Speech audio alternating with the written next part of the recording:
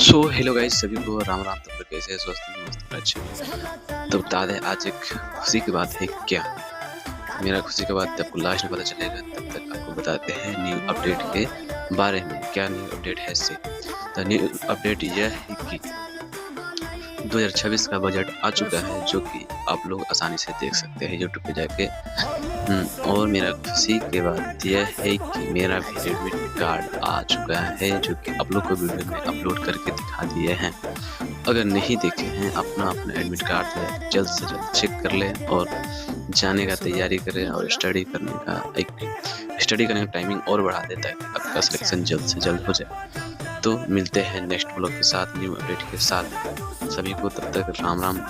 जल्द से जल्द अपडेट मिलता रहेगा आपको। आप क्लास करना चाहते हैं तो जल्द से जल्द सब्सक्राइब कर दें मेरे चैनल को। आपको सर का लिंक सेंड कर देंगे कमेंट में। तो मिलते हैं नेक्स्ट ब्लॉग के साथ। राम राम।